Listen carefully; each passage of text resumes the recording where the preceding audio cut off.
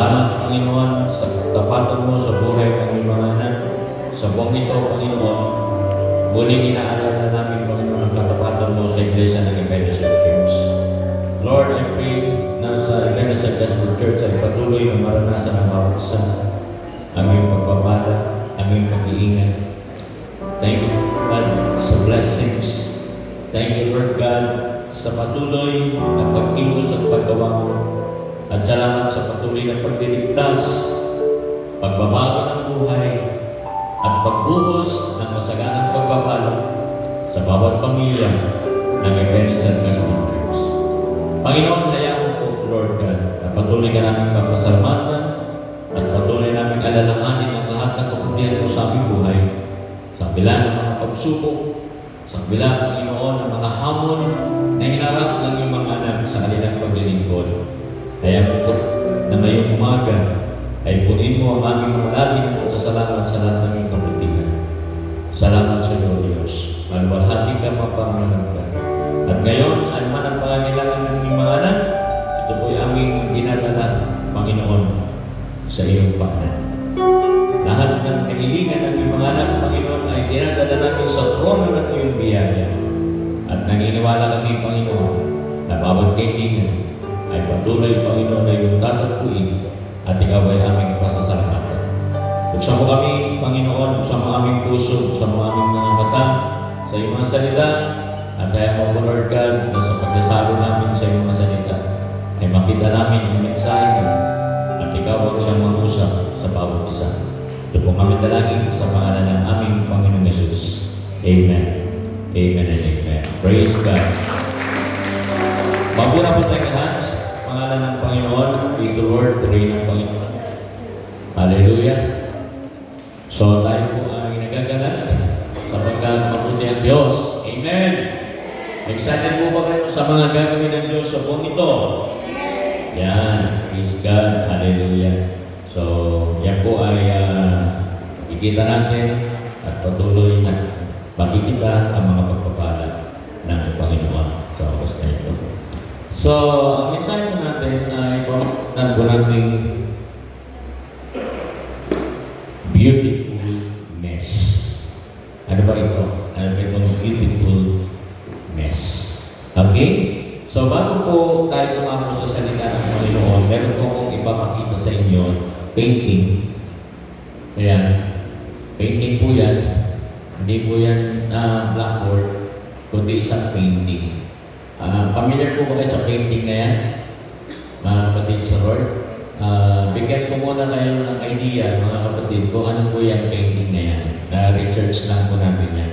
Alam po ba ninyo na ang painting na yan ay ipinagbili sa isang auction po? Alam nyo, yan po ay isang painting na talagang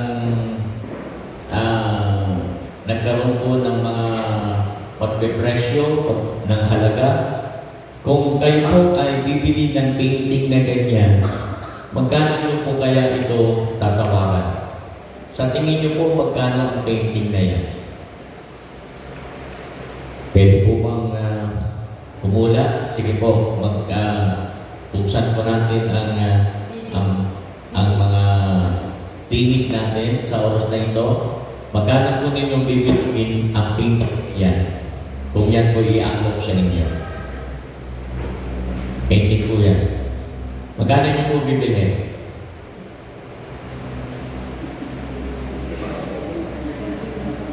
Hindi nyo bibilhin. Walang nagpe-presyo. Ibig sabihin, hindi kayo interesado sa painting na yan. Okay? Hindi nyo siya bibilhin. Kasi bakit ko bibili niyan? Ano ba klaseng painting yan, mga kapatid? Pero alam nyo ba, na yung painting na yan, mga kapatid sa Panginoon, yan po ay painting na nalarawan ng isang blackboard. At yan po ang gumawa po niya na si Cy Tomlis. Yan, siya po ang gumawa niya. Yan, okay? Karoon po ng auction, yan po yung kanyang in-offer. At marami pong mga nag-presyo dyan. Alam niyo po kung magkano po nabili ang painting na yan? Tignan natin. Ang painting na yan ay nabili ng $70,000. million. Wow! Grabe, mga kapatid sa Lord. Okay? So, nung last November 2015 pa naman, pero tingnan nyo maigi, mga kapatid sa Panginoon, anong klaseng painting yan? Mga kapatid, nakikita ng $70.53 million. Sa presyo natin o sa pera natin, ang halaga po niyan ay 33 trillion pesos. Wow! Higit pa sa bilyon. 33 trillion pesos. May pera ka ba? Hindi mo yung katabi mo, may pera ka ba? Pautang. Grabe. Mga kapatid, no, napakalaki ng price, napakalaki po ng amount, mga kapatid sa Panginoon, para sa painting na yan. At hindi tayo gagastos ng pera para dyan. Di ba? Mga kapatid sa Panginoon, ako po, hindi naman ako painting enthusiast. At hindi ko ma-appreciate yan. Kasi ano ba yan? Mga kapatid, pero sa iba, alam nyo, it looks beautiful. Kahanga-hanga, napakaganda yan. Kaya wala pong halaga sa kanya kung magkano ang halaga niyan at binili niya yan sa 33 trillion pesos o 70.53 million. Grabe, no? Mga kapatid sa Panginoon. Kasi para sa kanya, ang painting na yan is napaka-attractive. So attractive. Attract po siya. Sa isang painting enthusiast, ang ibang tingin niya dyan. Kaya, sige lang. Kahit man, bibili ko yan. Napakaganda ng painting na yan. Di ba? So, hindi tayo gano'n. Hindi tayo gano'n. Sa buhay spiritual, ganito po ang gusto kong ipakita kung bakit ko inumpisahan yung mensahe ng Lord sa ganyan. Ganito po. Kung titignan natin ang ating buhay, mga kapatid sa Panginoon, kung titignan natin ang ating sarili, kung sino tayo, tanungin ko po kayo, attractive po ba ang buhay natin? Attractive ba ang buhay natin? Nung tayo wala pa sa Lord, attractive ba ang buhay natin? Ngayon na nasa Lord na tayo, attractive pa ba ang buhay natin? Gaano attractive ang buhay natin? Alam natin lahat na we're all sinners. Ang dami natin ginawang mali. Ang dami natin ginawang di maganda. Attractive ba yun? Mga kapatid sa Lord, napakahirap mamuhay ng may kabanalan. Napakahirap mamuhay ng maluwid. Mga kapatid. At lahat tayo, kahit mga Christians na, minsan dumarating yung pagkakataon na tayo po ay nagkakamali, nagkakasala. At lagi tayong, ang prayer natin lagi, Lord, forgive me. Patawarin mo ako. We fail. We make mistakes. Amen? Kaya ang buhay natin ay isang mess. Ang buhay natin ay isang buhay na madumi, makalat, unattractive. Tingnan mo yung katabi mo. Na-attract ka ba sa buhay niya?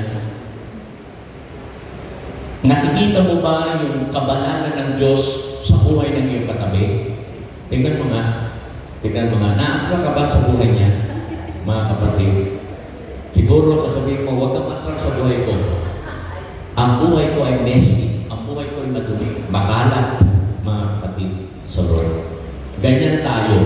Ang buhay natin ay makalat. Ang buhay natin ay hindi maganda, mga kapatid. Pero, kahit makalat ang ating buhay, gusto kong sabihin ngayong umaga na ang iyong kalat na yan, pwede pong maging maganda. A beautiful mess. Kaya yung po gusto ko sa inyo ngayong umaga na makalat nating buhay, doon sa buhay natin maganda, kahit ang dami nating pagkakamali, ang dami nating pagkukulang, pwede pa rin gawing maganda yan ng Diyos. Amen po. So, tingnan nyo ulit ang katabi nyo.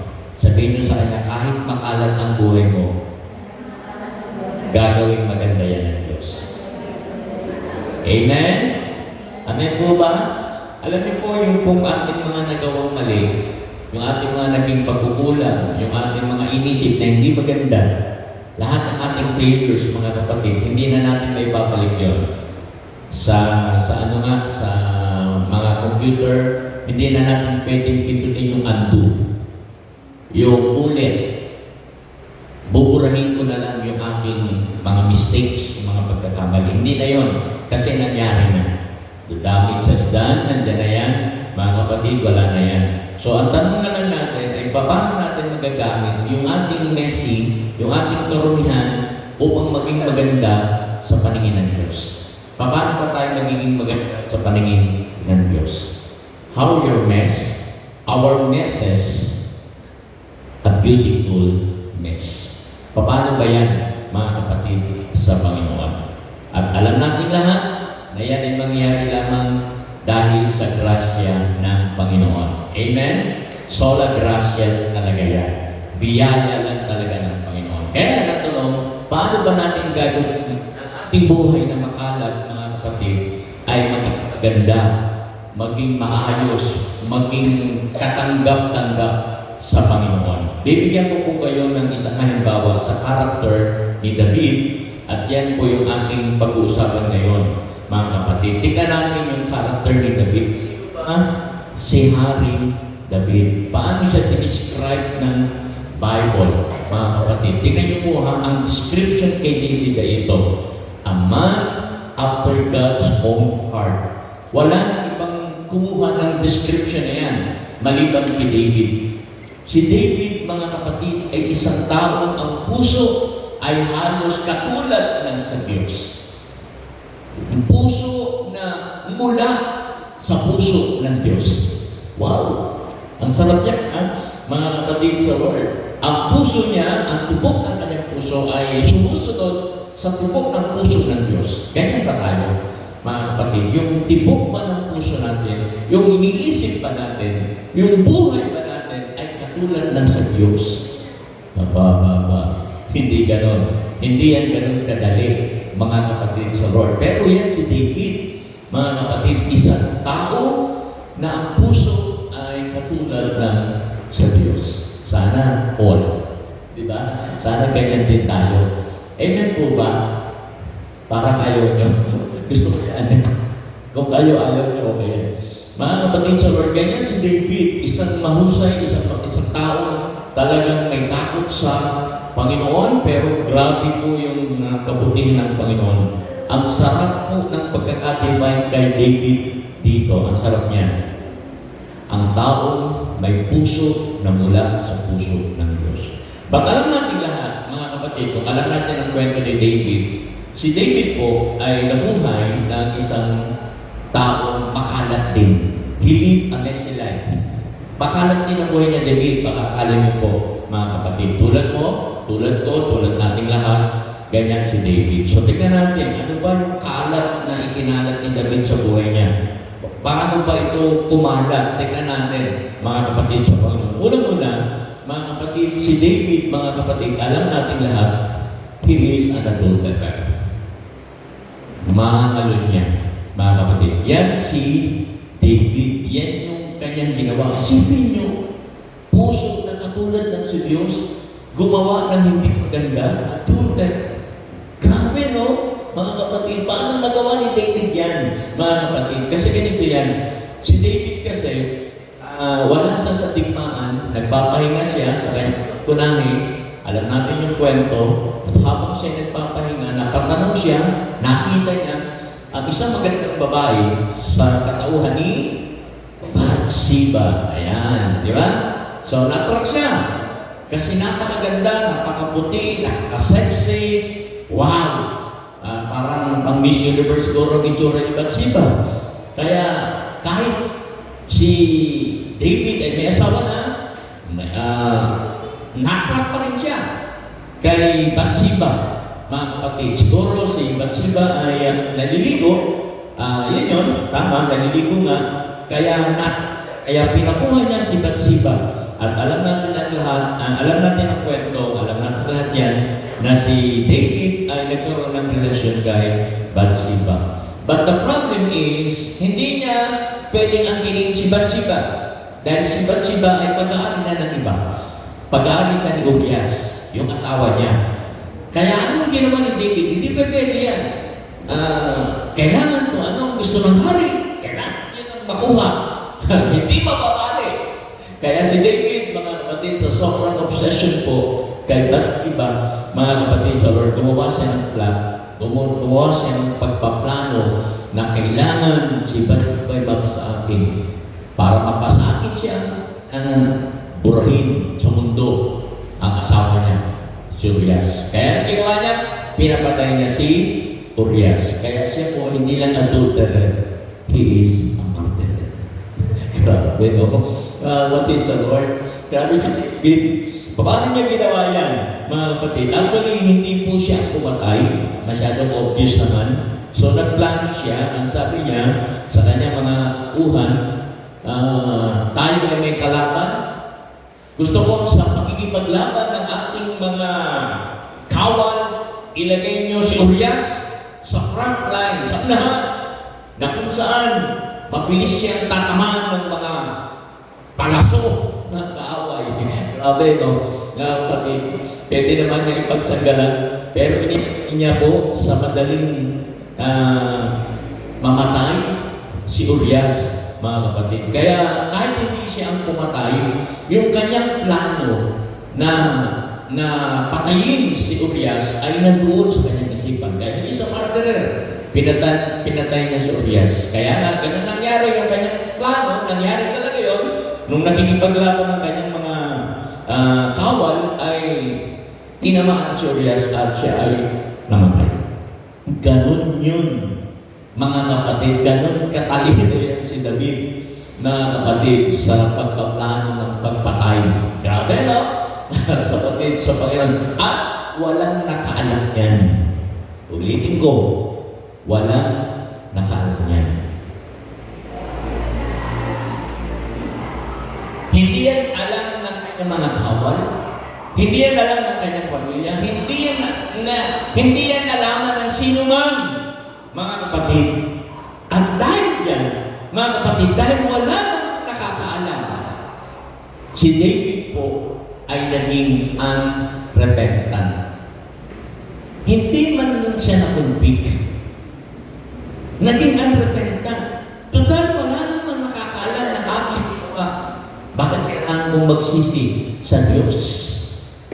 Bakit kailangan magsisi sa aking ginawa? Walang nakaalam nito. Unrepentant. Minsan, pag ang isang kasalanan ay walang nakakaalam, di natin talaga ito pinagsisisihan at hindi natin ito tinatalikuran. Kasi wala nang nakakaalam. Unrepentant.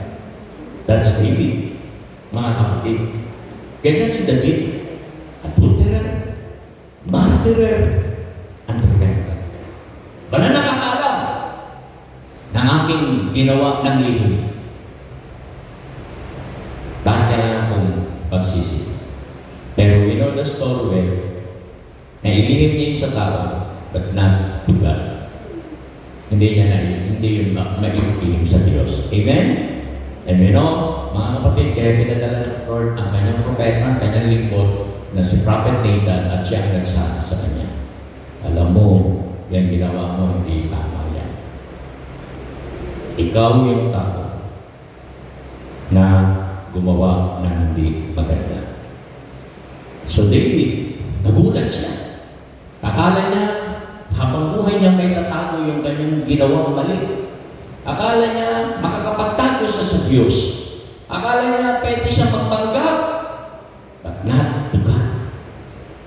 Amen? Naintindihan niyo? Kaya nakita niya na hindi siya makakapagtago sa Diyos. Nung makita niya hubad siya sa Diyos, ano ang kanyang ginawa? Gumawa po siya ng awit ng pagsisisi. A prayer of repentance sa Psalms chapter 51, verse 1 and 2. Tingnan natin itong prayer of repentance ni David. To the chief musician, si David yan, the Psalms of David, when Nathan the prophet went to him, after siya kausapin ni Prophet Nathan, after he come into Bathsheba, matapos niyang kuhanin si Bathsheba na pag-aari ng iba. Verse 1, ang sabi doon, have mercy upon me, O God, according to your loving kindness, according to the multitude of your tender mercies, blot out my transgressions, wash me thoroughly from my iniquity, and cleanse me from my sin. Sana ganyan lahat ng nagkakasala, no? Sana ganyan lahat ng nagkakamali nakakapag-compose ng song. Di ba? Sana lahat ng ganyan yung nagsisisi, nakakagawa ng prayer of repentance. Lord, I need sin. Forgive me. Okay? Sana ganyan. Sana all. Di ba? Mga kapatid sa Lord. Let's pray. Lord, paglinawin mo ang iyong mga salita sa aming puso at isipan. Bigyan mo kami, Panginoon, ng pangunawa, hindi lang pangunawa, kundi, Lord, bigyan mo kami ng aksyon. At tingnan namin, Panginoon, ang nararapat upang maging maayos yung kalat sa aming buhay. Maging isang beautiful mess na kahit nagkamali kami, kahit nagkasala kami, pwedeng maging maganda pa rin ang buhay namin sa iyong harapan. Help us, Lord. Tulungan mo kami, Panginoon. Huwag mong hayaan, Lord, na maging makalat ang aming buhay. Huwag mong hayaan, Panginoon, na manatili doon sa stage na unrepentant, na wala talagang pag-asa. Ito na ako, ito na ang kahinaan, ito na ang kasalanan ko, hindi na ito mababago. Alisin mo kami doon, Panginoon. At tulungan mo kami, Panginoon, na makita yung magandang plano mo sa aming buhay. Ito po ang aming dalangin sa mga bawat isa at ang iyong lingkod sa pangalan ng aming Panginoon Jesus. Amen. Amen. Pag-aralan natin itong Psalms 51, itong prayer nito ni David. Sabi niya sa verse 1, have mercy upon me, O God, according to your loving kindness, according to the multitude of your tender mercies, blot out my transgression. Sana ganito ang prayer ng lahat ng nagkakamali. Amen? Madalas hindi natin yan ginagawa. Madalas hindi natin inaamin. Madalas hindi natin nakikita. Mga kapatid, na tayo ay nagkakamali. Kasi ang tingin natin sa ating sarili mahina. Ang tingin natin sa ating sarili weak. Kaya hindi natin nakikita na kasalanan yung ating ginagawa. At ang nakikita natin ay yung ating kahinaan, mga kapatid sa Panginoon. So ngayong umaga, how to make life's mess a beautiful mess. Paano ba natin pagagandahin yung ating buhay mula sa ating makalat? Andiyan po ba tayo? Ready na po ba tayo, mga kapatid sa Panginoon? Paano ko pa nilinisin yung kalat ko? Parang ganyan. Amen po? So, siguro sinasabi natin, nagawa ko ng Lord. Nandiyan na, nandun na. Di naman pwedeng ibalik ang kahapon. Di naman pwedeng ibalik ang ako in the past. Ang pangit nun. Paano na lang ang pwede kong gawin ngayon, Lord? So, ngayon po umaga, para mas madali natin maintindihan mula sa Psalms 51, tatlong letter lang po ang ibibigay ko sa inyo. Ito ay ang letter ng A, B, C. Sabihin natin A, B, and C. Yeah, A, B, C. Bilis lang. Diba? Praise God. So, yan na po. Dito bantayan ko ninyo ang mensahe. Mga kapatid, paano magiging maganda yung kalat na ginawa natin? A, B, C lang. Una-muna yung A, admit our sins and ask for mercy. Aminin yung kasalanan at humingi ng habag. Yang A na yan, yung unang hakbang, hindi yan ganon kadali. Pag na-enjoy natin ang sin, hindi yan ganon kadali. Pag bumibigay tayo madalas sa kasalanan, hindi yan ganon kadali. To admit our sins and ask for mercy. Hindi madaling gawin yan kasi ang tao po, kapag nagkakamali, madalas ang ginagawa, nagtuturo. Sa halip na aminin, nagtuturo. Ano ibig ko sabihin nagtuturo? Siya kasi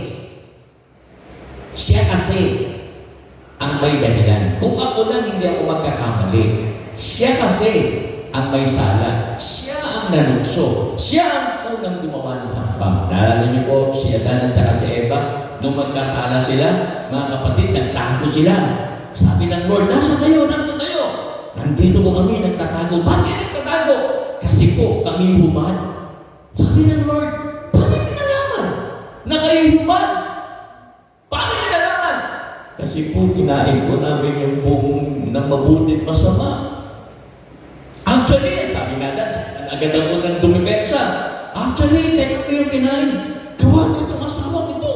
Itong asawa ko Siya ang may sala. Tinuro niya si Eva. Di ba? Siya talaga. Nagturo na.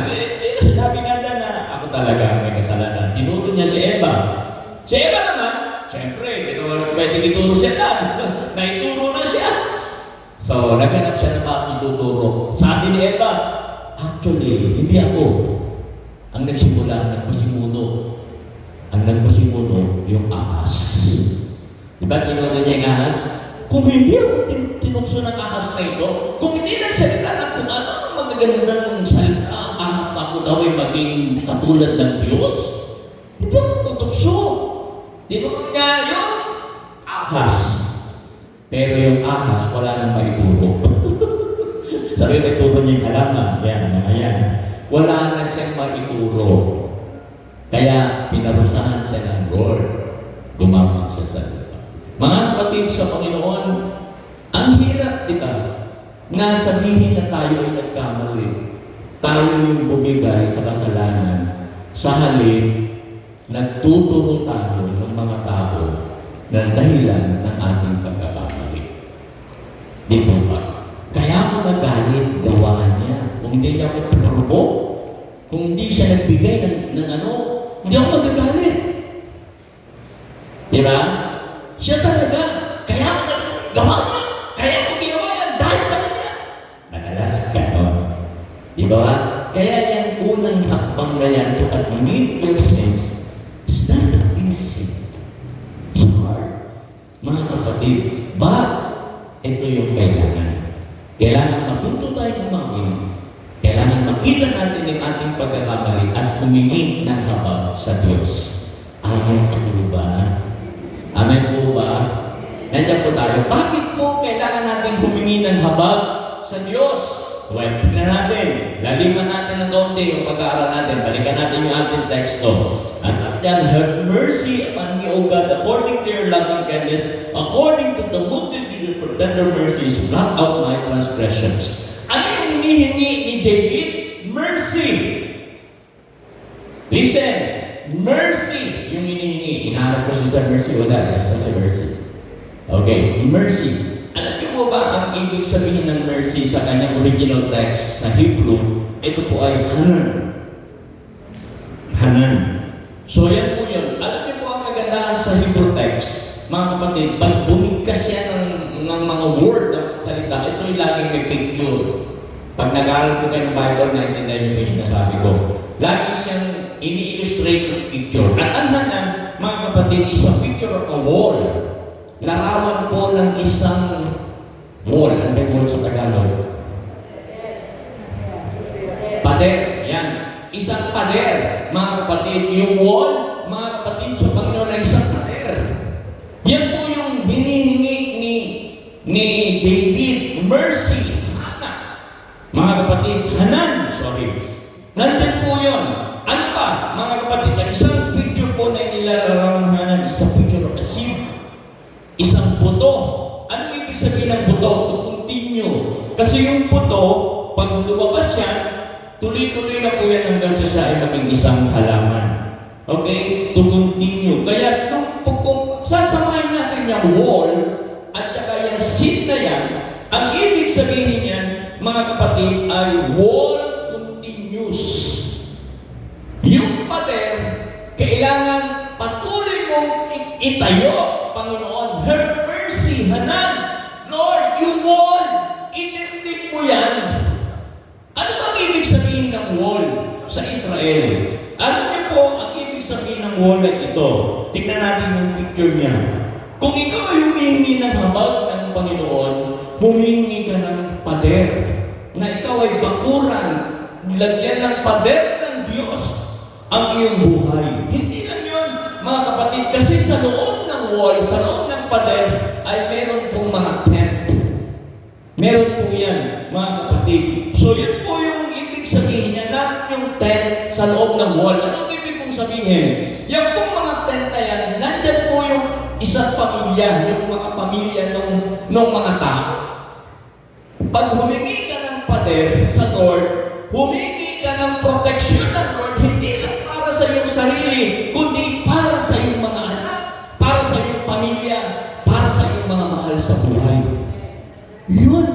ibig sabihin ng mercy?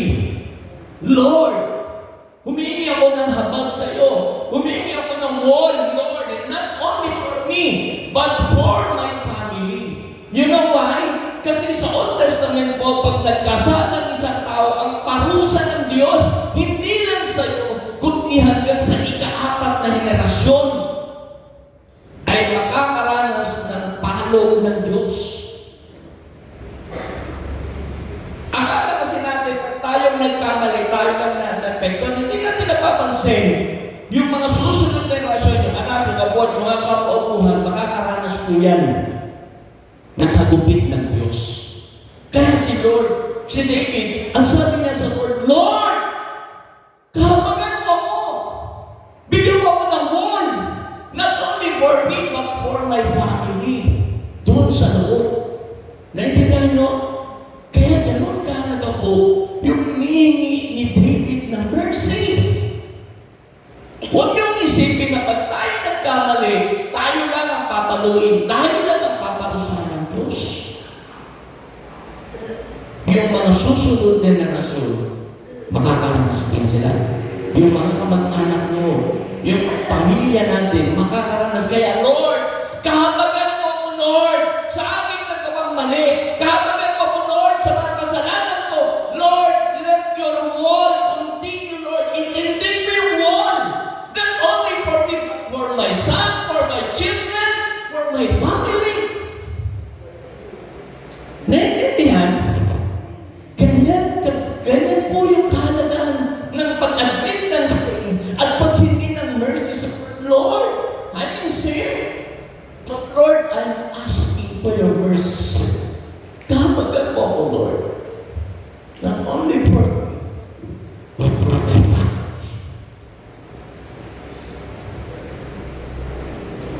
Mga kapatid, itong prayer na ito ni David ay gano'n na lamang, mga kapatid. Humingi siya ng mercy sa Lord kasi gusto niyang ingatan ng Panginoon hindi na ang kanyang buhay, kundi ang kanyang mga susunod na henerasyon. Ang kanyang mga mahal sa buhay. Kung parurusahan siya ng Lord, parang ganitong sinasabi ng Lord ni David. Parang ganito yung sinasabi ni David sa Lord, Lord, kung parurusahan mo ko, Lord, huwag naman masyadong masakit. Huwag naman masyadong masakit. Lagyan mo ng wall. He's asking for mercy. Lagyan mo ng wall. Amen? Parang ganito yan. Parang ganito. Sino po sa inyo dito ang magulang na nagalit sa anak? Wala. Walang magulang na nagalit sa anak. Sino dito ang magulang na nagalit na sa anak? Taas ang kamay ng mga magulang. Honest lang po, maging honest tayo. Nagalit sa anak. Nagalit, okay. Nagalit na. Ayan, po sa mga honest na magulang na nagalit sa anak. Kayo ba nagalit na kay Kenji? Hindi siya nagalit na kay Kenji? Sure? Sigurado. Sino ang mga anak na nagalit ang magulang sa kanya? Mga anak, taas naman ang kamay na ang magulang ay nagalit sa iyo. Okay. So, honest pa rin. Honest pa rin. So, ganyan, di ba? Kasi, nagkakamali tayo.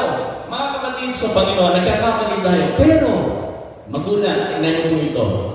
Kapag naroon na papaluin ang iyong anak, naroon na gusto mo nang paluin ang iyong anak at siya umiiyak at humingi ng tawad, sorry na po, Mama.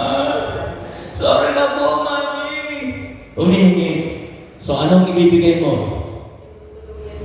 Papaluin pa rin, pero maarahan na lang. Konting pitik na lang. Di ba? Wala na yung malakas na halo. Kasi humingi siya ng sorry. Humingi siya ng mercy. Sorry na po. Sorry na po. Daddy, forgive me. Di ba? Kaya napakahalaga na gusto ko maintindihan natin, ganyan yung gusto makita ng Lord sa atin. Gusto tayong parusahan ng Diyos. Pero if we ask for mercy, Lord, kapagan mo man ako, sorry, Lord. Forgive me, patawarin mo ko. Mga kapatid, yung ball, magtitindig sa atin at masasave tayo sa malapit na parusa ng Diyos. And then, And even our generation, the next generation po, talaga. Again, pero, pag tayo nagmahal, pag tayo hindi humingi ng tawad, hindi tayo humingi ng mercy, walang wall. The wall stops. Hindi siya tinindig. Kasi, nakakapera tayo.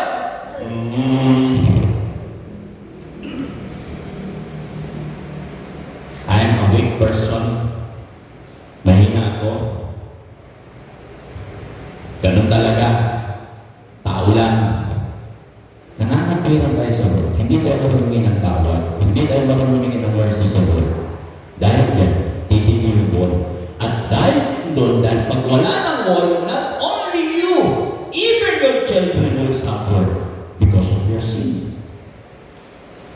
Gusto mo, mga kapatid sa Panginoon, kaya nga napakahirap, mga kapatid sa Panginoon, na magmalaki sa Diyos. Let us admit our sins and ask for God's mercy. Hindi lang para sa atin, kundi para sa ating mga mahal sa buhay. Amen. Mahal niyo ba rin yung mga anak niyo?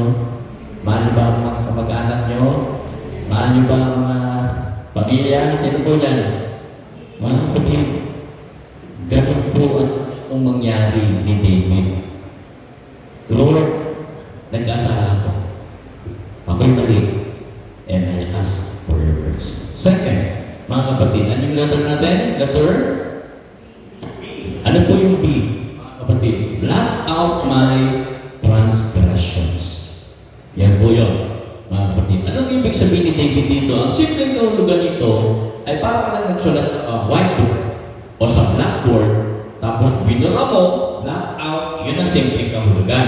Pero may maalim pong kahulugan yan ulit sa original text, Hebrew text. Mga kapatid sa Panginoon, tingnan natin yung verse natin. Have mercy upon me, O God, according to your loving kindness, according to the multitude of your tender mercies, blot out my transgressions. The word blot out, mga kapatid, sa Hebrew word po ay maka. Maka naman. Okay?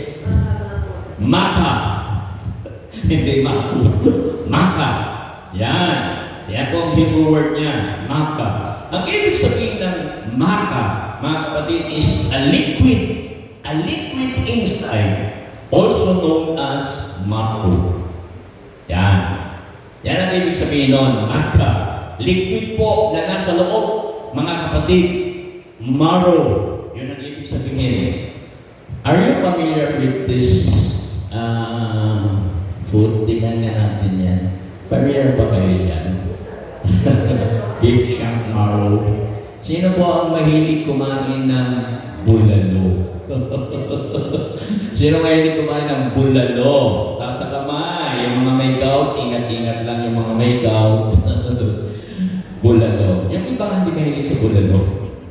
Ilan lang? Gusto ko makita yung mga taong mahilig kumain ng bulalo. Pare, dali ka, mahilig ka ba sa bulalo? Nakawal. Nung araw.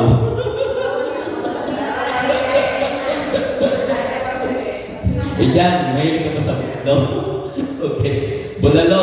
Ang pinakamasarap sa bulalo, yung marrow, yung nasa gitna ng buto, mga kapatid sa Panginoon. Yan yun. Okay. So, sa tao, yan po yung tinatawag natin na human bone marrow. Yung buto, tapos yung nasa gitna niya, yun po yung marrow. Diba, Juday? Yun, ano? Tama? Yun, diba? Yan yun, yung nasa gitna, mga kapatid sa Panginoon, human bone marrow. Lahat ng buto, may marrow, mga kapatid. Amen po? Lahat yan, lahat tayo, yung ating mga buto, lahat yun, hayop man o mga tao, meron po yun sa loob, yung bone marrow na tinatawag. Okay, so ngayon, mga kapatid, dahil ko po tinutukoyan, kasi yan yung ibig sabihin ni David dito. Mga kapatid, nung sinabi niyang blot out, ito yung tinutukoy niya rito, yung nasa gitna ng buto, the marrow, mga kapatid, kailangan niyang maalis sa kanya. Listen to this, makinig maigi, mga kapatid, para kay David, bukod po dun sa pag-admit ng kanyang sin, bukod po dun sa paghingi ng mercy, mga kapatid, hiniling niya sa Lord na i-block out yung sin niya. Yun po yung sin dun sa nasa gitna ng buto, yung marrow, mga kapatid. Alisin mo yung marrow, alisin mo yung pinag-ugatan ng aking kasalanan. Yun yung sin, ibig sabihin ni David dito na block out. Alisin mo yung pinagmula ng kasalanan ko. Yung pinagmula ng kasalanan ko nandun sa loob ng buto. Listen, para makuha mo yung marrow, you need to break the bones. Nakukuha niyo po? Para matanggal yung marrow, kailangan mong i-break, kailangan mong basagin yung buto. Yun ang prayer ni David, mga kapatid. Para mag-block out yung marrow, dapat yung bone mabasag. That's the prayer of David to block out. Naiintindihan niya na yung kanyang sin, mga kapatid, ay hindi mababaw lang. Hindi ito parang dumilang sa balat na pag pinulasan, okay na. Hindi ito parang dumi sa mukha na pag hinilamusan, wala na. Hindi ganun ang sinasabi ni David. Yung sin niya originates from the heart, from his mind, mga kapatid, nandun yung katulad ng isang marrow, nasa loob yun ng buto. Yun ang hinihiling ni David na, Lord, kunin mo yung marrow sa loob ng aking buto. Para magawa yun ng Panginoon, kailangan siyang basagin ni Lord. Kaya yun ang prayer ni David. Sige lang, Lord, kahit masakit, basagin mo na ako. Break me. Crush me, Lord.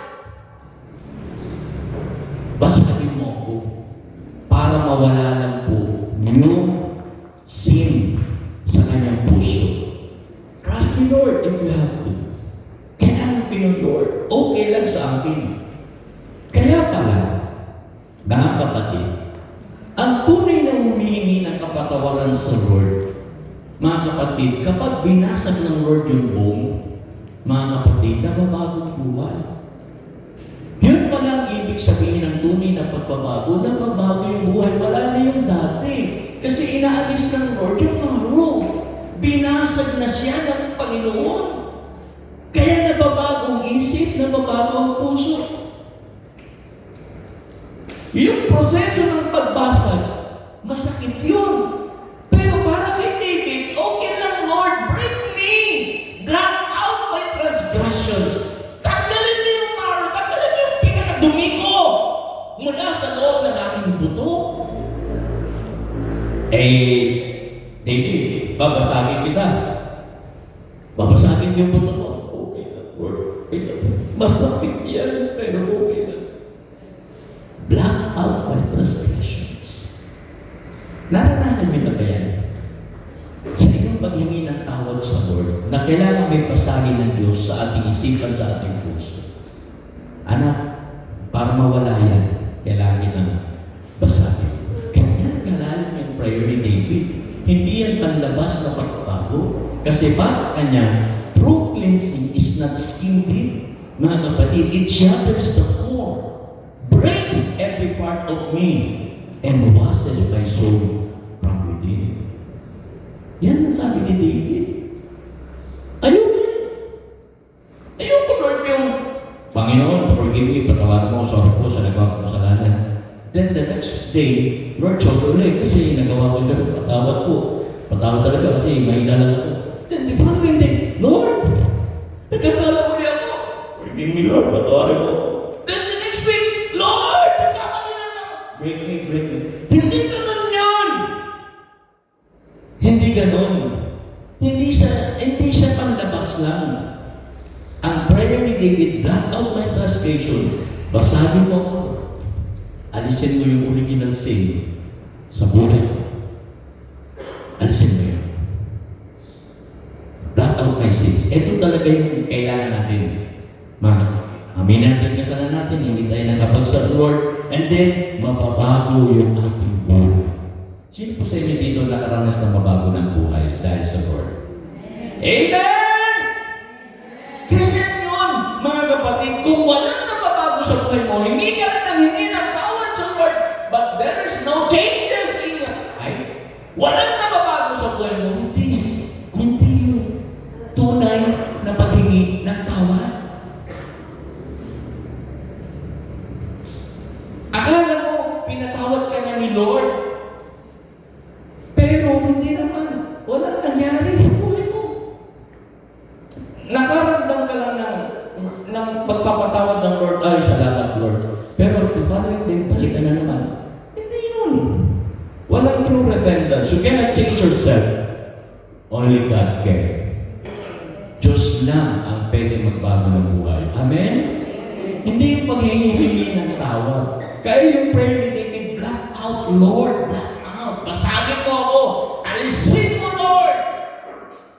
Yung nagdudulot sa akin ng aking kahinaan, ng aking pagiging mahina, ng aking madalas na pagkukulang ng pagkakamali sa iyo. Black out my transgression. And lastly, last letter, C.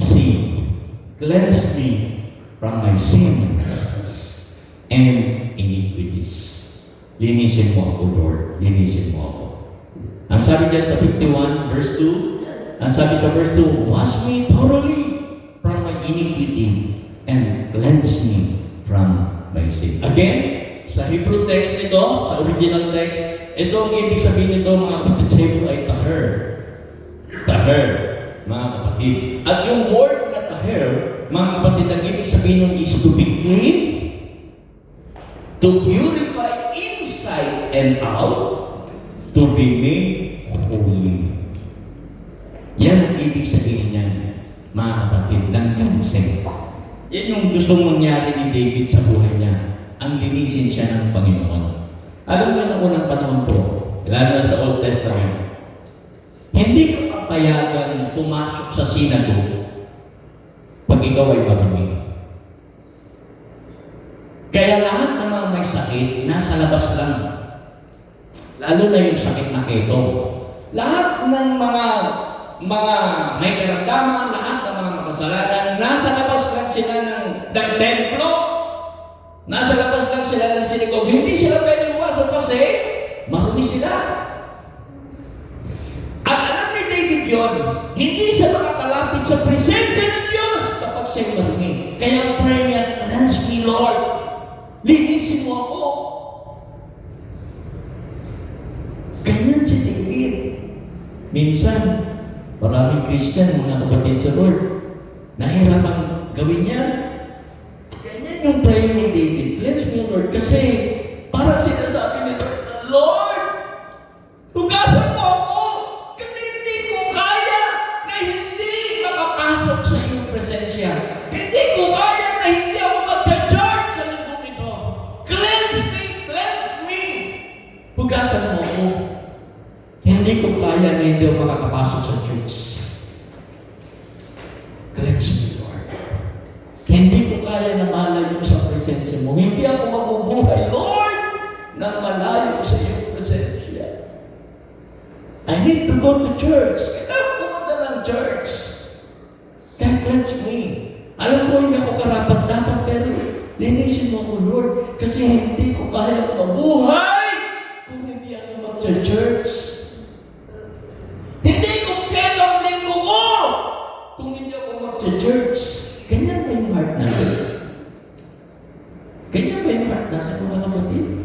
Lord, hindi pwedeng hindi ako mag-church. Kulang, Lord. Hindi pwede. Malayo ko sa presensya. I need to go. Cleanse me, Lord. Nagkamali ako. Nagkasala ako. Cleanse me. I need to go. I need your presence. Kailangan na sa church ako. Amen? Hindi ako mabubuhay, Lord, pag hindi ako mag-church. Hindi ko kaya. Ayaw kong manatiling marumi. Kaya linisin mo ako, Lord, para makasama ka. Sana ganito ang tibok ng ating puso. Every time we go to church, excited ako sa church, Lord. Okay. Hindi ako papaya. Hindi ako papaya, Lord. Kailangan ko ang iyong presensya. I need you, Lord. I need you in my life. Hindi ko ipagpapalit sa anumang gawain ang iyong presensya. Sana ganyan yung church na. Ganyan yung heart natin, no? Pagka oras na ng pananambahan, parang excited tayo lagi. Yes, linggo na bukas. Hindi pwedeng hindi ako magsisimba. Sana ganun tayo lagi, no? Tingin sa katabi. Sabi mo sa kanya, sana ganyan tayo. Amen? Hindi tayo papayag. Nawala tayo sa church. Hindi natin ito pagpapalit sa anumang trabaho, anumang schedule, anumang conflict. Hindi. Kasi hindi tayo papayag. Amen po. Pagkasabi ulit sa katabi, sana ganito tayo. Amen! Ganyan si David. Kaya sabi niya, Lord, cleanse me. Isip mo ako. Kasi hindi ko kaya yan. Hindi ko kaya malayo sa presensya mo. Hindi ko kaya, hindi ba makapagpuri sa mga anak mo, Lord. Hindi ko kaya yan.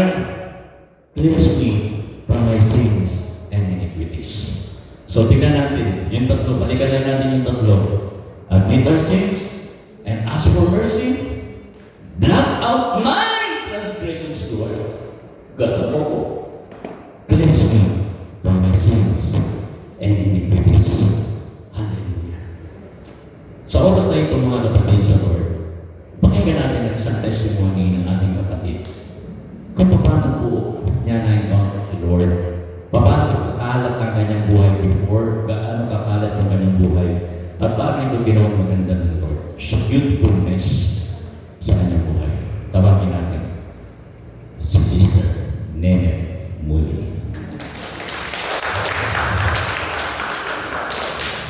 Umiyak na agad. Umpisa pa lang umiyak. Ginawang maganda ng Diyos ang buhay ng ating kapatid. Pakinggan natin yung testimony. Magandang umaga po sa inyo. Sa mga nanay, mga hindi po nakakita sa akin tuwing umaga, talagang hindi po ako napalala sa gabi ng linggo tuwing evening service. Kulang po ang isang araw para may kwento sa inyo kung gano'ng kasama. Napakasama po siguro po sa ating lahat dito. Ako na po yung masama inaamin ko po sa aking pinagdaanan. Lola na ako, nung na po yung nagkaroon na ng mga talagang kasalanan na akala ko na wala na akong pag-asa. Naging rebelde ako. Sabi ko sa unang church na dinalo ako, nagkaroon po daw ako ng rebel heart, espiritu na yung totoo ko sabi ni Pastor na isinisisi ko sa asawa ko, sinisisi ko sa mami ko na hindi ako paborito. Inisisi ko sa asawa ko na kaya siya nakakapang babae dahil kasalanan ko, nagrebelde ako. Talaga pong gumamit ako ng mga para maging manimit ako. Totoo po, gumamit ako ng droga, nagkaroon po ako na iba-ibang kasalanan, Lord. At isipin nyo, nagsisimba ako na nasa under influence ako ng droga. Totoo po yan. Isa po ako sa praise and worship team. Habang kumakanta ko na Lord, ano pong plano niya sa akin? Sabi ko kasi po, hirap lang po ako sa ginagawa ng asawa ko. Hindi naman po ako nagkulay, nagtatrabaho ko na maayos, mahal ko ang mga anak ko. Pero alam ko po, kasalanan ko po, hindi ako ng lakas sa droga. At iba pang kasalanan na nagawa ko na alam ko ay mali, wasak na wasak, durog na durog po talaga ako noon. Ilang taon to, kahit nung nagsisimula, lumipat na ako dito sa church, ay talagang hindi ko lubos maisip na nagawa ko po yun. Nagpapasalamat po ako sa ilan dito na inalagaan po ako, na hindi nila ako binitawag. Tungkol kay Lord, talagang number one po si Lord. Talagang hindi na po ako pinagdaan. Maniwala po kayo, mahal na mahal po ni Lord ang mga makasalanan. Mas malapit siya sa mga kasalanan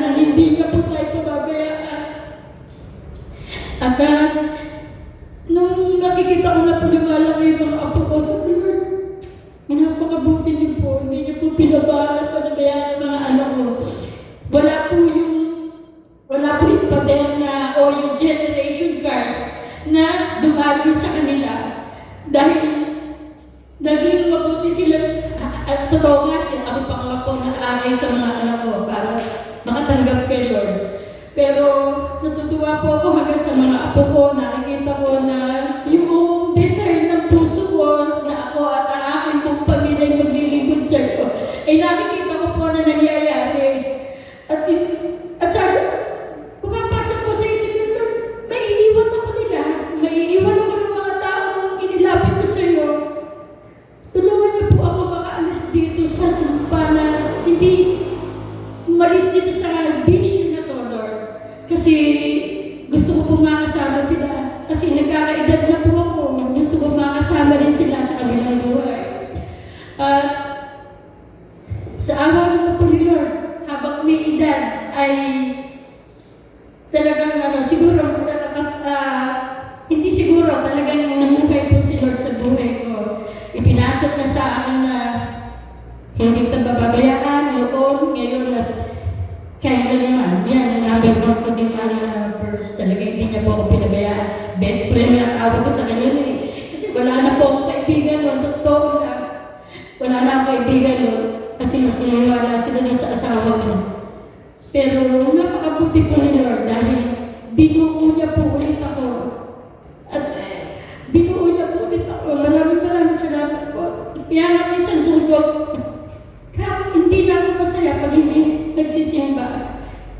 Lagi kami sikat at number ako po yung lagi ako kinokorek. Sabi ko, lagi ka na lang tayo nagtatalo. Pero hanggang at the end of the day, talagang mahal na magkano ako sa kanina nga sabi, kagabi, nag-text ako. Kat, ano oras sabi?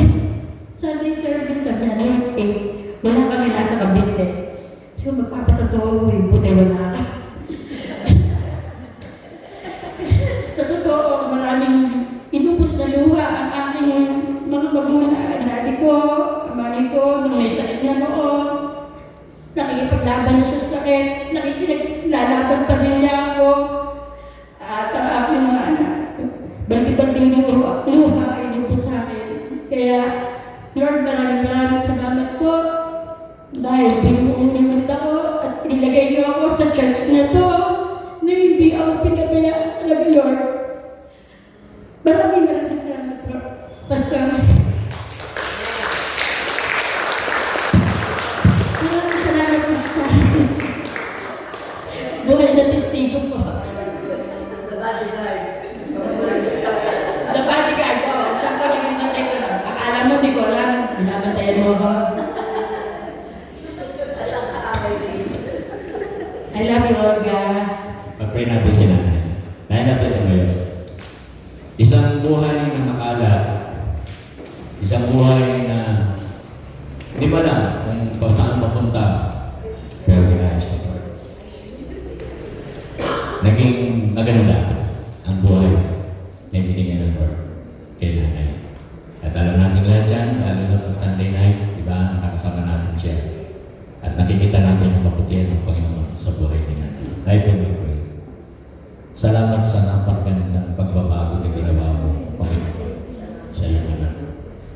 Salamat, Panginoon, sa kabila, Panginoon, ng napakakalat na buhay na hindi alam kung ano baga, kung paano ba mababago, pero wala pong imposible sa iyo, Panginoon.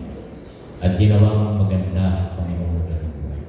Katulad ng kanyang mga patotoo, Panginoon, kaya mo po, Panginoon, ang kanyang magandang buhay na yung mga ginawa sa kanyang buhay ay magsilbing patotoo, hindi lang sa pamilya, kundi sa mga taong kanya pang makakausap.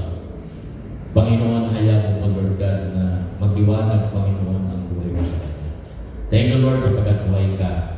Thank you, Lord, sapagkat ikaw ay maayos, Panginoon, ng buhay. At salamat sa buhay ni Nanay Nenet. Dalayan ko, Lord God, na patuloy mo siyang bigyan ng kalakasan at patuloy na ituro mo sa kanya ang buhay, Panginoon, na plano mo para sa kanya. Salamat po, Ama. Salamat sa buhay niya. At gusto gusto kong ibalik sa iyo lahat ng mapulit pa sa salamat. Sa pangalan ng aming Panginoon Diyos. Amen. Thank you. Wow! Praise God! Hallelujah! What a messy life! Pero ngayon, beautiful mess na. Thank you, Lord God. Siguro tayong lahat ganun din. May I call the praise and worship team to sing the song na because of the nature of God, talagang naranasan natin yung biyaya ng Panginoon. Praise God. Purihin ako. Amen? Siguro kayo din. Siguro inisip nyo, bakit hindi ako pinausap ni Pastor? Hindi. Kung ako po alam mo kung ikakausapin ko ako, pero hindi mga patotoo. Kung paano natumihan ang buhay natin at kung paano ginayos ng Lord ang buhay natin. Amen? So, kapatutuon niyo po yan, mga kapatid sa Panginoon, yung beautifulness na ginawa ng Lord sa buhay natin. Okay? Praise and worship. We sing that song.